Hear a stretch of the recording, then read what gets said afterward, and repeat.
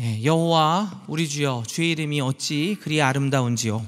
이 세상에서 가장 아름다운 것은 오직 주님의 이름인 줄로 믿습니다. 주님의 이름을 찬양하고 주님의 이름을 기뻐하시는 저와 여러분들 되시기를 원합니다. 이 시간 많은 아이들이 이렇게 또 기뻐하고 또 즐거워하고 또 이제 또 울기도 하고, 근데 이 시간이 우리 하나님께는 얼마나 기쁘신 시간일까 생각해 보았습니다. 저희들 아까 찬양했던 그 찬양의 가사가, 아이들과 함께 했던 찬양의 가사가 하나님도 우하하하, 엄마 아빠도 우하하 이렇게 찬양하신 거 기억나십니까? 저희들 하나님께서는 분명 이 시간 이 자리에서 정말 주님께 우리의 자녀들을 올려드리고 또 주님을 찬양하는 이 자리를 기뻐하실 줄로 믿습니다. 저희들 주님의 손에 우리의 자녀들을 맡기시고 또 주님의 은혜 가운데 놀라운 축복과 은혜를 누리시는 가정들 되시기를 원합니다. 오늘 본문은 세례 요한이 탄생하는 장면의 말씀입니다. 이 말씀을 통해 하나님께서 저와 여러분에게 꼭 필요한 은혜 주시기를 원합니다. 오늘 말씀에 등장하는 엘리사벳은 아이를 가지기 어려운 나이 많은 여인이었습니다. 그런데 그의 남편이며 제사장이었던 사가랴가 주의 성전에 들어가서 분향할 때 가브리엘 천사가 나타나서 아이를 낳게 될 것이고 그 이름을 요한이라고 하라고 명하였습니다.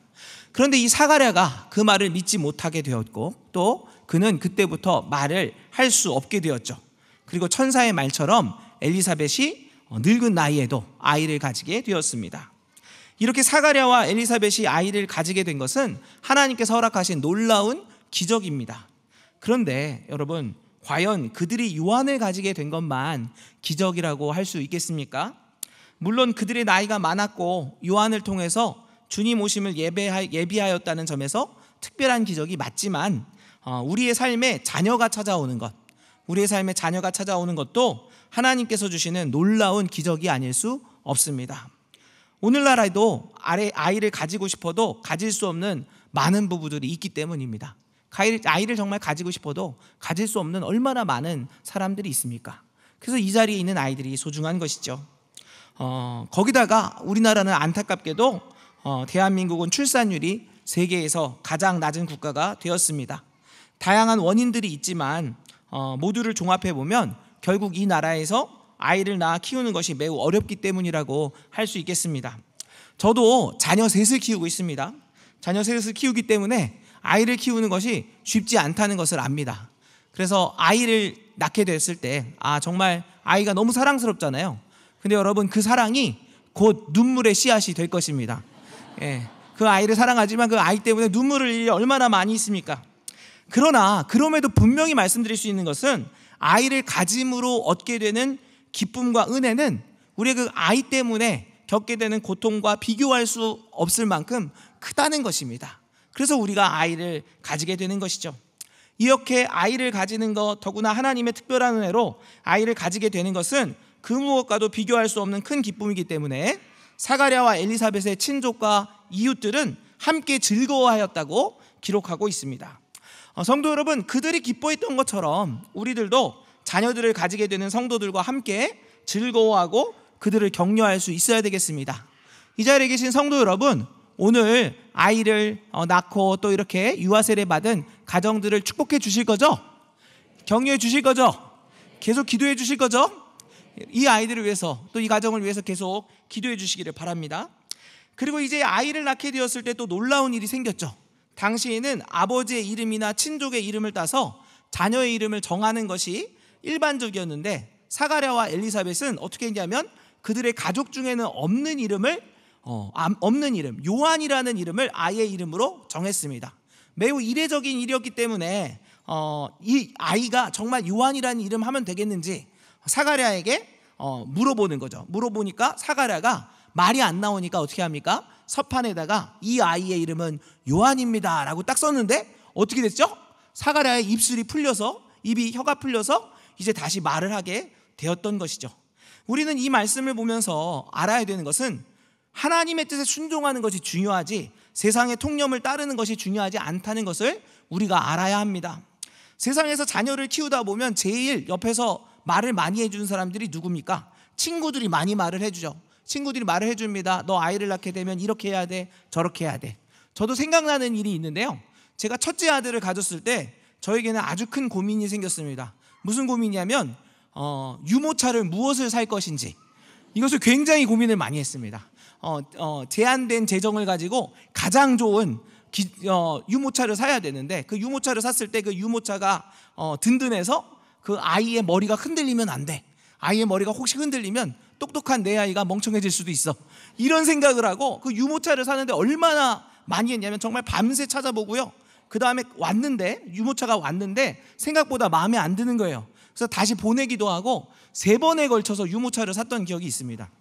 그런데 아이를 셋을 낳아서 키우면서 경험한 것은 무엇이냐면, 그 유모차 어떤 거 쓰는 거는요, 아무것도 중요하지 않더라고요. 어떤 유모차도 마찬가지더라고요.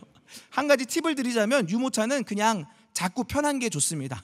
작고 편하고 자동차에 잘 들어가는 유모차가 제일 좋은 유모차입니다. 예, 그래서 그 유모차 때문에도 많이 하고요. 그 다음에 또 어떤 거 가지고도 고민합니까? 기저귀를 뭘 써야 되지? 그 다음에 조금 크고 나면 어떤 학원을 보내야 되지? 어떤 옷을 입혀야 되지? 우리가 이렇게 많이 고민을 하게 되는데요. 여러분, 이렇게 우리 아이들에 대해서 우리가 세상에 있는 얘기들을 많이 듣는데, 여러분, 이런 세상의 말이 중요하겠습니까? 그렇지 않습니다. 이 아이를 가장 잘 아시는 분이 누구입니까? 우리 아이를 가장 잘 아시는 분이 누구시죠? 하나님 아버지십니다.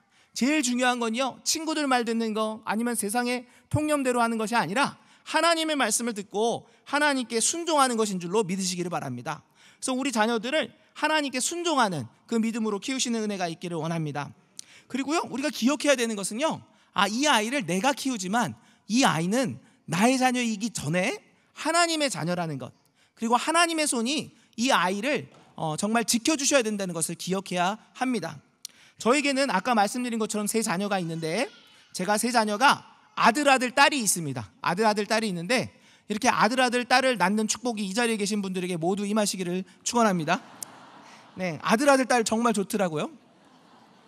첫째가 중학교 1학년이고요. 둘째가 5학년이고 셋째가 2학년인데요. 지금은 얘네들이 얼마나 건강하고 예쁘게 자랐는지 모릅니다. 너무 감사한데, 이 아이들이 태어나고 얼마 안 지나서 그 엄마 아빠를 다 놀라게 했습니다.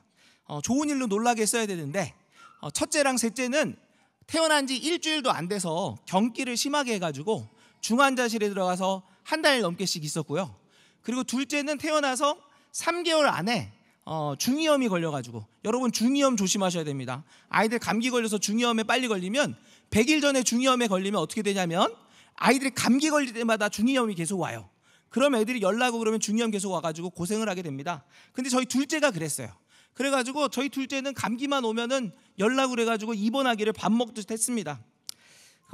이 일들을 지나면서 제가 생각나는 장면이 있는데요. 제 애가 태어나고 딱 요만했을 때, 일주일밖에 안 됐는데, 이 아이가 이제 그 경기를 하는데, 그 경기가 칼슘이 부족한 거였거든요. 피 속에 칼슘이 부족해가지고 칼슘을 주사하기 위해서 이제 그 아이 그 발부터 심장까지 관을 연결해가지고 칼슘 주사를 해야 했는데, 그런데 이제 이것을 이 시술하는데 서명을 해야 됩니다. 그 서명 내용이 뭐냐면 이런 내용이었어요. 잘못되면 혈관이 파열될 수 있고 피부가 괴사할 수 있고 가장 심한 경우는 사망에 이를 수 있습니다. 이렇게 돼 있는데 여기다가 동의하라고 서명을 하라는 겁니다. 첫째도 그랬고 셋째도 그랬습니다. 근데 이거를 셋째 때는 처음에 해봤으니까, 첫째 때 해봤으니까 그냥 서명했는데, 첫째 때 서명할 때는요, 그냥 말이 안 나오더라고요. 저랑 아내랑 같이 읽어보고 그냥 이제 저랑 아내랑 그냥 쳐다보면서 눈물을 꾹 참고 하나님께 기도하는 마음으로, 하나님, 이 아이가 우리 자녀이기 전에 하나님의 자녀입니다. 하나님의 손에 이 아이를 맡깁니다 라는 마음으로 서명했던 기억이 있습니다. 감사하게도 하나님께서 저희 아이들을 다 치료해 주셨고 지금은 아주 건강하게 잘 지내고 있습니다. 그런데 그 시간을 보내면서 제가 분명히 알게 된 것이, 이 자녀 나랑 내 아내가 낳았다고 해서 내게 아니구나, 내 자녀이기 전에 하나님의 자녀라는 것을 분명히 알게 되었고요. 중요한 것은 하나님의 손이 이 아이를 보호해 주시는 것이 가장 중요한 것이구나라는 것을 알게 되었습니다. 오늘 말씀 마지막 절을 보면 세례 요한이 이렇게 탄생했다는 소식을 들은 사람들이 두려워했다, 그러면서 하나님의 손이 그 아이와 함께 하심을 마음에 두고 그 아이가 어떻게 될까 했다고 기록하고 있습니다. 성도 여러분, 아이를 낳아 양육하는 일은 분명 세상에서 해야 되는 일 중에 가장 어려운 일 중에 하나일 것입니다. 그러나 우리가 우리의 자녀가 우리의 자녀 이전에 하나님의 자녀임을 인정할 때, 그리고 하나님의 손에 우리의 자녀를 맡겨드릴 때 하나님의 손이 우리의 자녀들을 보호해 주실 줄로 믿습니다. 그리고 그들을 하나님의 뜻대로 순종하며 우리가 키워갈 때 하나님께서 그들을 가장 좋은 길로, 하나님께 영광 올려드리는 길로 인도하실 줄로 믿습니다. 기도하겠습니다. 사랑의 하나님, 우리를 하나님의 자녀로 삼아주시고 우리에게 자녀들과 다음 세대들을 허락하심에 감사드립니다. 하나님께서 우리의 아버지가 되시는 것처럼 우리의 자녀들과 다음 세대들의 아버지가 되시며 그들이 하나님 아버지의 손이 함께 하심을 믿게 하옵소서. 우리의 자녀들을 하나님께 순종하는 자녀들로, 하나님의 음성에 귀 기울이는 자녀들로 양육하게 하옵소서. 마지막 시대를 살아가는 우리의 자녀들을 불쌍히 여기사 그들을 지켜주시고 주님의 길로 인도하여 주옵소서. 모든 말씀 우리를 사랑하시며 우리를 인도하시는 주님이 되시는 예수 그리스도의 이름으로 기도드립니다. 아멘.